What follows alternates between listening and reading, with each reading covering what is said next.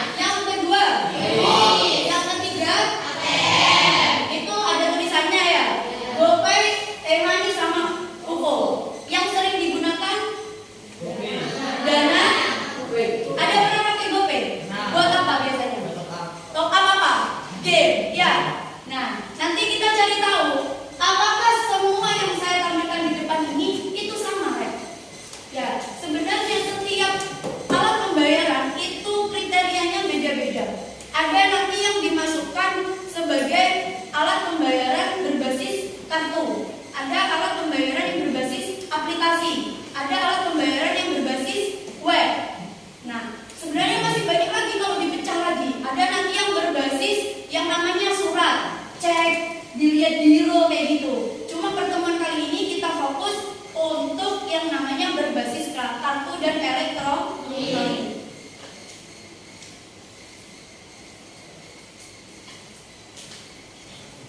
Nah, untuk tujuan pembelajaran pada hari ini yang pertama, supaya kalian nanti bisa menjelaskan apa itu sistem dan alat pembayaran modern, setidaknya bisa menyebutkan. Yang kedua, mengidentifikasi contoh alat pembayaran digital. Contohnya di sini saya kasih QRIS, e-wallet, mobile banking, kartu debit atau kredit. Kemudian menganalisis kelebihan dan kekurangan dari pembayaran digital. Yang keempat, menghubungkan penggunaan pembayaran digital dengan kehidupan sehari-hari kalian. Terus yang terakhir, menunjukkan sikap bijak dalam mengelola uang agar tidak konsumtif. Apa konsumtif kemarin? Boros, memberi sesuatu sesuai keinginan, bukan kebutuhan.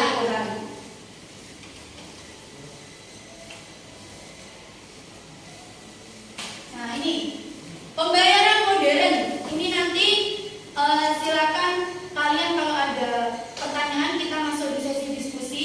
Sementara untuk sekarang saya jelaskan terlebih dahulu ya.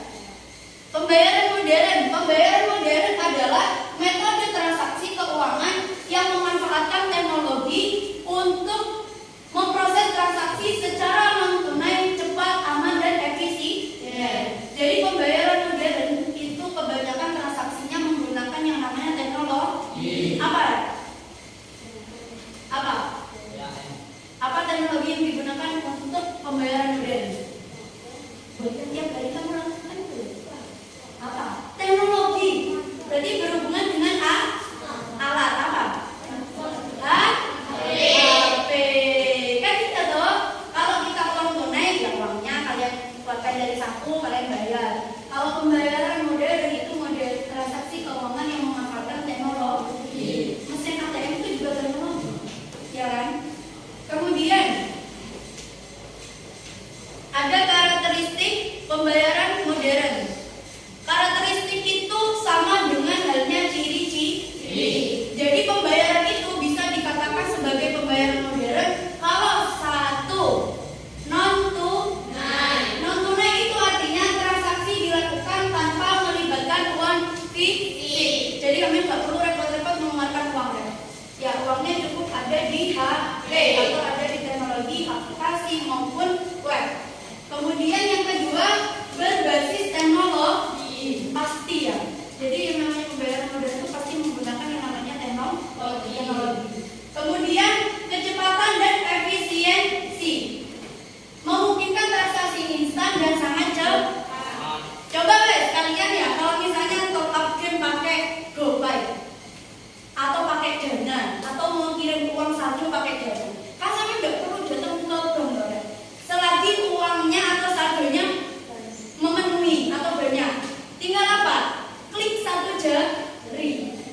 Nggak perlu waktu 1 jam, 2 jam. Andai kan tidak ada pembayaran seperti ini, ketika kamu ingin mengirim uang ke seseorang, setidaknya kamu harus datang, pakai transportasi dulu, pakai tenaga dulu, masih uangnya itu mengeluarkan. Iya, kalau uangnya cuma 500.000, gak apa-apa, sedikit. Andai kan uangnya 1 miliar, 2 miliar, kamu bawa uang kayak gitu, resikonya juga banyak. Kemudian yang keempat, kenyamanan. Dapat dilakukan kapan saja, di mana saja, seringkali hanya beberapa klik atau ketukan. Ya. Kamu bisa kan melakukan ini di rumah, sekolah, maupun dimanapun bisa. Kapan aja bisa. Kuncinya apa? Kuncinya harus ada apa? Harus ada saldo, ya kan? Harus ada aplikasinya atau alatnya. Kemudian harus ada paket data atau WiFi. Kalau nggak bisa pakai WiFi, pakai data. Ada beberapa handphone atau smartphone itu yang tidak support, ya kan? Contoh smartphone yang masih belum pakai pakai internet data. Itu nggak bisa dibuat untuk pembayaran secara modern atau digital.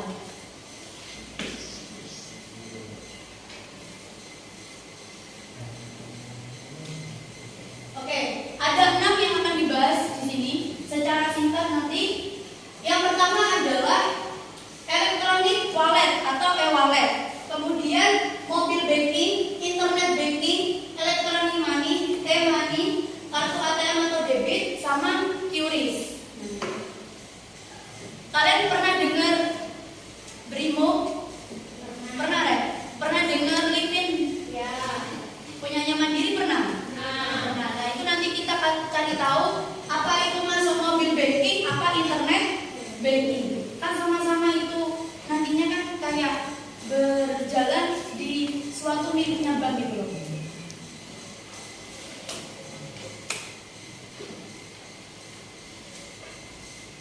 Oke, ini.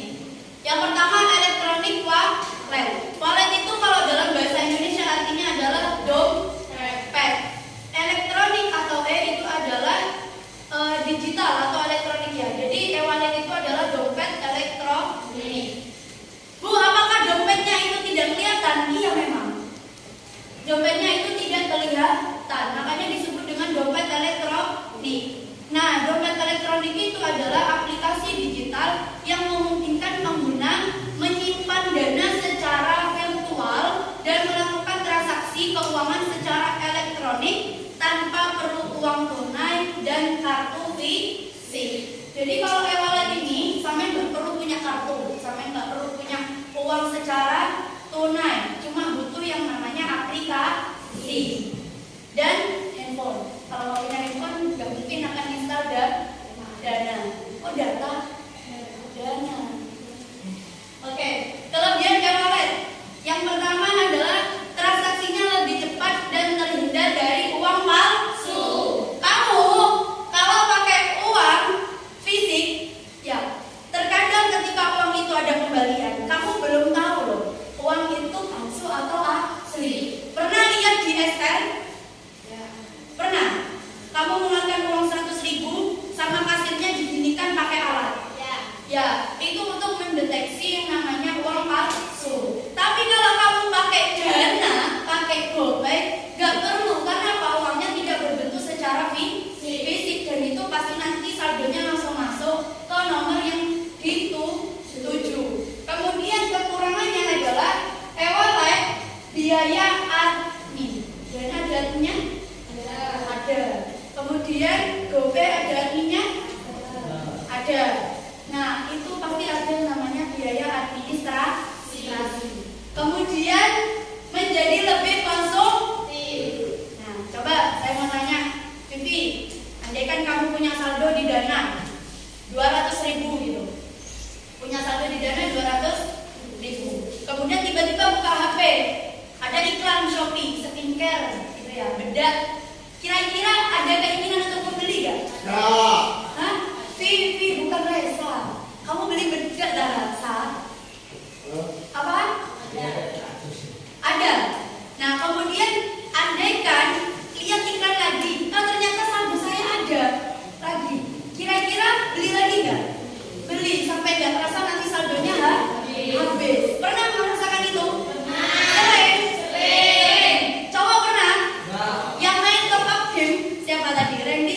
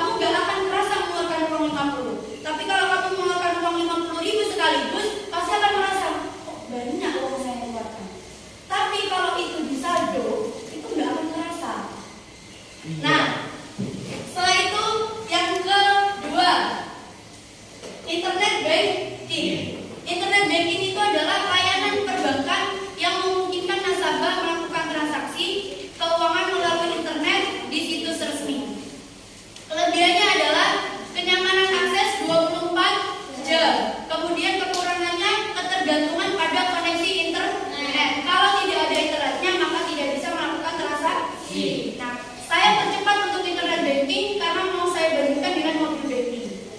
Supaya sampai nggak salah pemahaman. Karena banyak kan orang bilang, kamu punya internet banking, punya apa? Brimo. Brimo itu bukan internet banking, tapi mobile banking. Nah, apa bedanya nanti Bu? Kita simak bareng-bareng ya. Ini untuk mobile banking adalah layanan perbankan yang memungkinkan nasabah untuk melakukan transaksi finansial melalui aplikasi di smartphone. Contohnya Brimo, Livin. Jadi gini Rek, internet banking sama mobile banking itu adalah alat pembayaran yang dikeluarkan oleh bank. Bedanya apa Bu? Bedanya kalau internet banking itu melalui web. Jadi sampai nggak perlu mundur yang namanya aplikasi. Sedangkan mobile banking kalian harus menggunakan yang namanya aplikasi. Brimo itu punyanya BRI, Livin itu punyanya Mandiri. Apakah nanti BCA akan beda? Apakah nanti BRI akan beda? Beda ya, tergantung banknya masing-masing. Jadi bedanya di situ. Nah, untuk kekurangan dan kelebihan itu juga hampir mirip. Bedanya kalau mobil banking, ya mobil banking itu terkadang tidak semua HP itu support untuk menginstal aplikasi. Tapi kalau internet banking, selagi itu ada yang namanya paketan dan HP yang support untuk cari di internet itu bisa. Dan itu setiap bank juga beda. Nah, kemudian yang selanjutnya adalah electronic money. Money itu artinya apa? Uang. Elektronik itu berarti uangnya berbentuk elektronik, tidak nyata, tidak berbentuk fisik. Nah, temanya di sini adalah alat pembayaran elektronik yang nilainya telah disetorkan terlebih dahulu dan tersimpan dalam media elektronik untuk transaksi tanpa uang tunai. Ada yang pernah naik di jalan tol? Pernah? Kemana? Di sini gak ada jalan tol, soalnya adanya tol. Nah itu, jalan tol gak ada di sini kan? Mungkin kalau kalian ke Surabaya itu ada ya. Ada kan Pak supir yang tiba-tiba berhenti di tol, ada gerbangnya ditutup, menempelkan sesuatu, kemudian gerbangnya terbuka. Nah, itu pakai apa namanya? E-tol. E-tol itu termasuk dalam e-money. Bu, ciri-ciri dari e-money itu harus diisi dulu. Saldonya harus ada. Diisi dulu, kalian istilahnya itu adalah top up. Jadi diisi dulu. Baru nanti saldo yang sudah diisi di sini bisa digunakan. Apakah saldo ini bisa ditarik tunai nanti? Gak bisa, tapi ini harus digunakan sesuai dengan kebutuhan. Kalau itu e-tol berarti digunakan untuk perjalanan tol. Kamu punya e-tol, kamu belanja ke supermarket. Ya itulah, pokoknya dimasukkan itu. Gak bisa karena fungsinya adalah e-tol.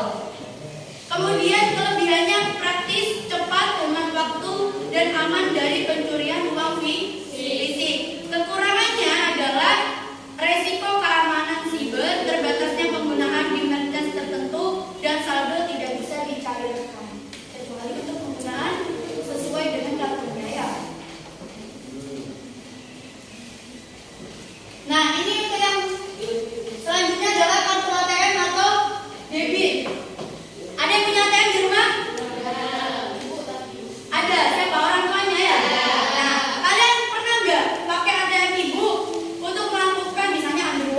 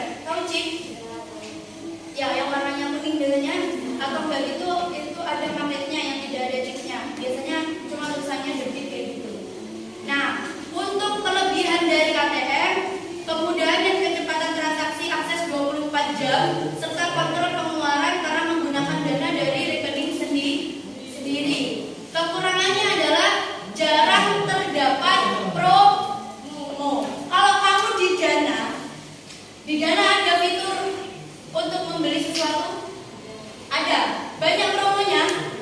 Banyak. Kalau di ATM yang tidak bisa, karena ATM itu cuma sebagai kartu transaksi. Nah, kemudian rawan disalahgunakan dan hanya bisa digunakan jika saldonya mencukupi.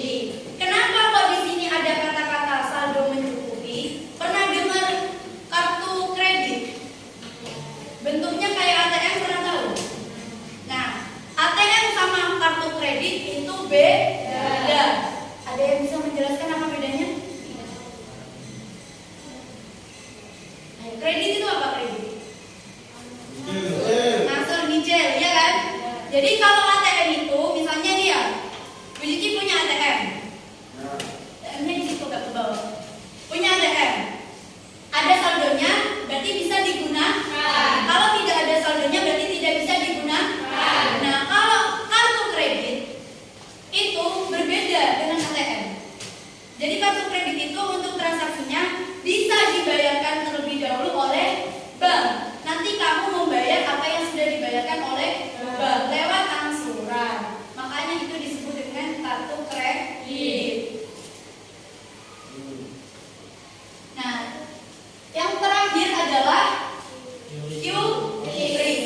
QRIS adalah singkatan dari Quick Response Code Indonesian Standard atau Standar Kode QR Indonesia, yang merupakan standarisasi sistem pembayaran nasional untuk mempermudah, mempercepat, dan menjaga keamanan transaksi menggunakan kode QR. Ya, jadi untuk QR ini atau QRIS ya, itu adalah salah satu alat pembayaran yang masih modern, yang sekarang di desa-desa atau di daerah-daerah yang terpencil itu sudah mulai digunakan. Ini masih baru, ya tidak baru untuk yang di kota. Tapi kalau yang di desa-desa, alat pembayaran seperti ini masih sama masyarakat itu kayak asing. Iya apa enggak? Ya. Banyak orang kayak tahu ATM, tahu Dana, tahu. Tapi tahu QRIS, apa itu? Gitu. Nah, mungkin kalian masih muda, jadi kalian sering lihat HP, lihat TikTok, ada iklan-iklan seperti itu. Tapi bagaimana dengan orang tua kalian yang ada di rumah, yang bahkan ATM saja itu tidak tahu? Nah, terus bagaimana kalau semisalnya semua transportasi, semua perdagangan, kemudian semua kegiatan itu pembayarannya lewat elektronik? Menurut kamu lebih mudah. Tapi gimana kalau menurut orang tua? Susah ya? Berarti perlu apa? Perlu apa? Perlu pembelajaran atau sosialisasi. Ya Kak Ridwan. Nah, oke.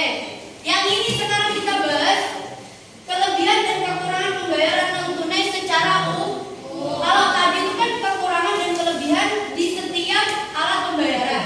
Nah, kita sekarang bilang terkait pembayaran secara umum. Apa sih kekurangannya? Apa sih kelebihannya? Yang pasti yang tadi, yang satu, kekurangannya apa? Ayo, kekurangannya apa tadi?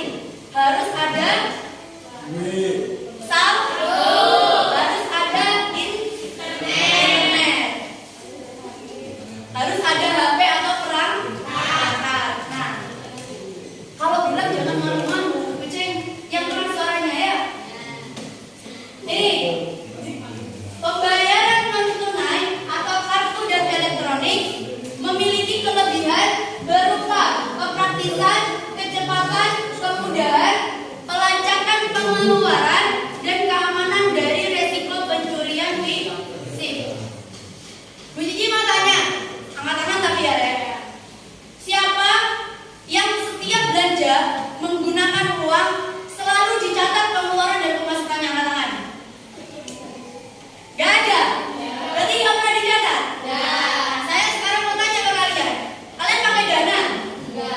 Yang pakai Dana, yang pernah pakai Dana. Ada yang pernah kan? Oh, sudah tadi pernah.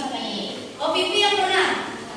Kalau misalnya saldo itu keluar, tercatat otomatis gak? Kalau saldo itu masuk, tercatat otomatis gak? Nah, itu adalah kelebihan ketika kalian menggunakan pembayaran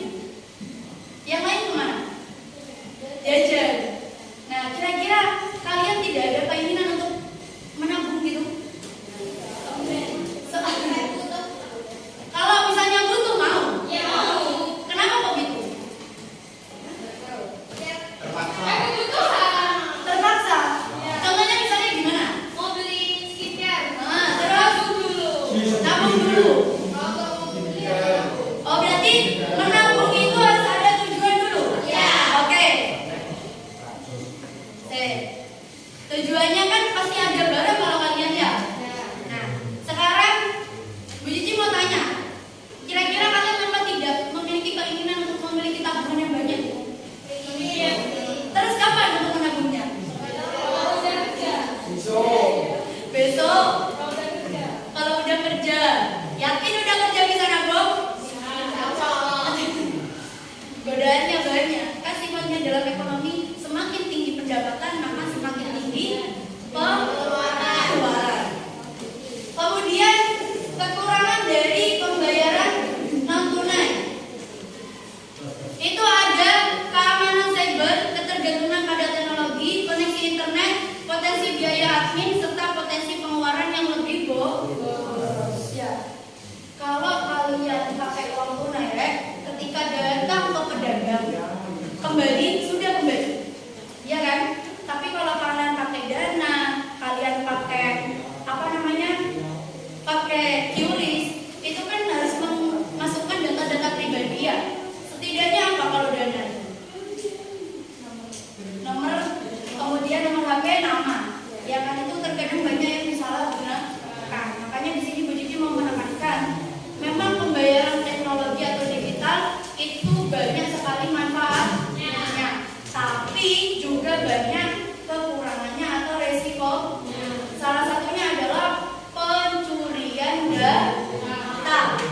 Ya, pencurian data, kemudian penyalahgunaan, penipuan, ya kan? Kalian pernah nggak dengar kasus ATM-nya dibobol, kemudian ada lagi tiba-tiba saldo saya hilang? Ada, dia di TV ada. Ya karena kalian masih belum menggunakan terkait hal itu, ya kan? Nanti kalau kalian mungkin ada KTP, bikin buku rekening, bikin ATM, nanti kalian pasti akan bersinggungan yang namanya pembayaran secara elektronik. Oke, sebelum masuk ke kesimpulan, di sini Bu Cici mau buka sesi diskusi. Silakan kalian keluarkan selembar kertas kosong, satu bangku satu aja. Silakan dikeluarkan selembar kertas kosong, satu bangku satu aja. Itu yang laki-laki tuh nggak ada tuh, dikasih nggak apa-apa. Itu mana kertas mulai? Mana kertasmu coba? Ayo, satu bangku satu kertas aja.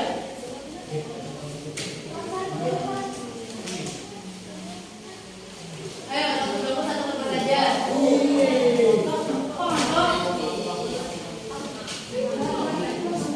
Ayo. Sudah?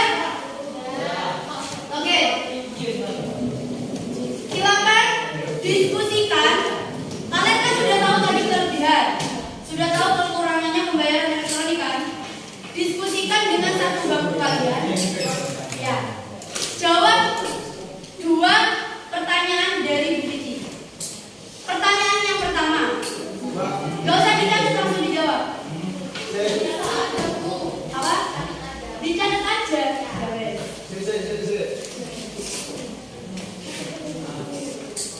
Oke, sambil nunggu yang belum, saya pelan-pelan. Pertanyaan yang pertama, menurut kalian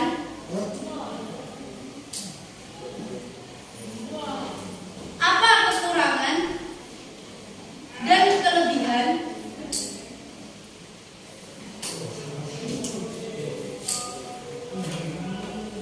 kalau apa kekurangan dan kelebihan kalau semua aktivitas menggunakan pembayaran digital? Apa kekurangan dan kelebihan menurut kalian ketika semua aktivitas itu menggunakan pembayaran secara digital? Pakai bahasa kalian aja nggak apa-apa. Kekurangan dan kelebihan ketika semua aktivitas menggunakan pembayaran digital. Aktivasi sampai aktivitas. Langsung dijawab gak apa-apa. Pertanyaan yang kedua, menurut kalian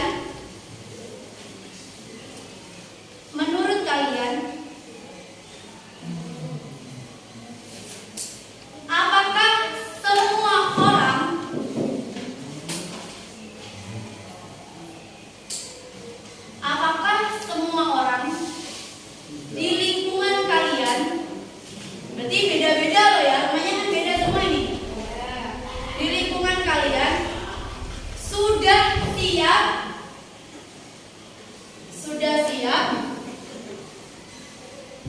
menggunakan pembayaran digital atau menggunakan pembayaran non tunai? Ya sudah, itu dua aja. Saya kasih waktu 2 menit cukup? Cukup enggak? Enggak cukup? Cukup 3 menit ya. Kan itu pendapat kalian ya.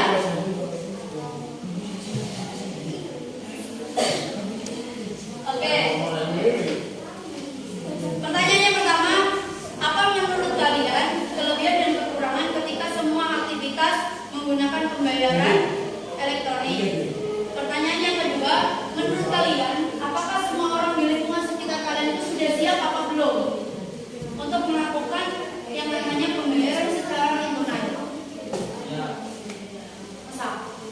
Masa sudah siap? Mungkin selama diskusi ada yang mau ditanyakan, boleh saya kasih waktu untuk kalian bertanya dari apa yang sudah saya sampaikan tadi. Gak ada yang ditanyakan? Sudah paham apa nggak paham? Paham apa nggak pahami? 50-50, 100 no. Yang masih kesulitan, ada beberapa hal yang mau ditanyakan, silakan boleh ditanyakan.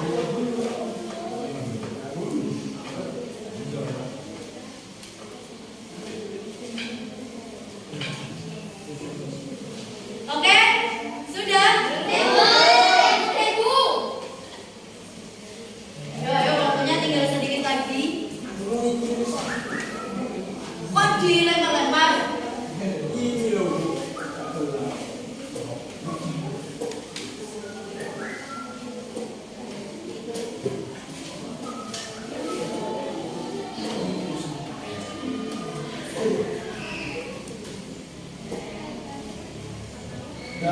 Oke, sudah ya?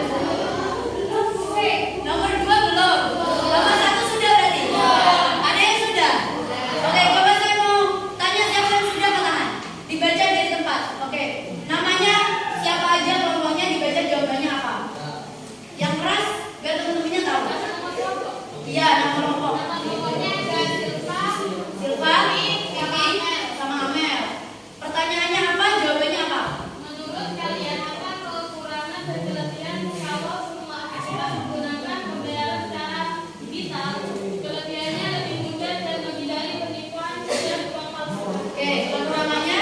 Kekurangannya sulit bagi kalangan orang tua yang tidak mengerti. Oke, selain itu mungkin ada yang bisa menambahkan untuk kekurangan dan kelebihan? Yang lain? Ada, Akbar? Hah? Ayo yang lain? Pembayaran akan lebih mudah dan cepat. Kekurangannya apa, Akbar? Kekurangannya apa? Itu kan kelebihannya. Kekurangannya apa? Kalau katanya Bibi tadi, banyak orang tua yang masih belum bisa menggunakan. Terus, apa? Duh, kok cuma kelebihan? Yang lain kekurangan ada? Yang lain kekurangan? Kekurangan dana. Iya, kalau nggak ada saldonya nggak bisa buat transaksi. Oke ya? Karena waktunya sudah habis, ya. Karena waktunya sudah habis, Ririn mau jawab? Oh enggak.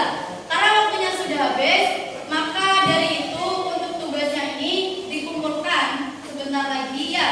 Waktunya kan sudah habis, jadi dikumpulkan. Pertemuan depan kita bahas hasil diskusi hari ini dan kita juga akan bahas terkait materi yang baru, yaitu terkait alat pembayaran yang bukan kartu. Ya, yang bukan kartu, tapi masih dalam alat pembayaran non tunai. Nah, beneran gak ada yang mau ditanyakan? Kalau nggak ada yang bertanyakan, kita tarik kesimpulan pada pertemuan hari ini. Kesimpulan pada pertemuan hari ini adalah di era digital ini pembayaran non tunai baik melalui kartu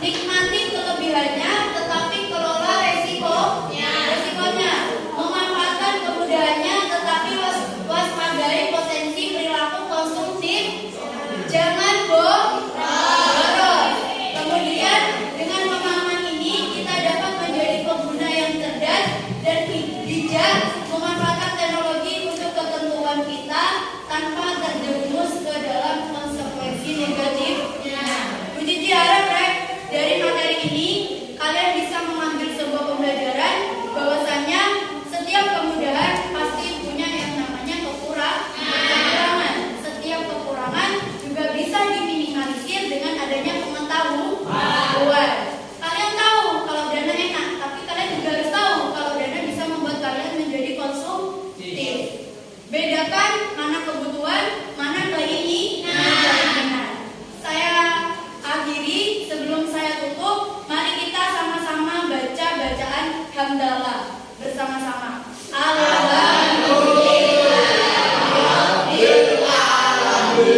Tetap semangat, jangan tidur aja di kelas. Kemudian jangan lupa pelajari sesuatu yang terjadi di lingkungan, karena kalian tidak akan pernah tahu apa yang kalian akan alami selanjutnya. Ikutin perubahan teknologi, tapi jangan tinggalkan nilai-nilai yang sudah ada di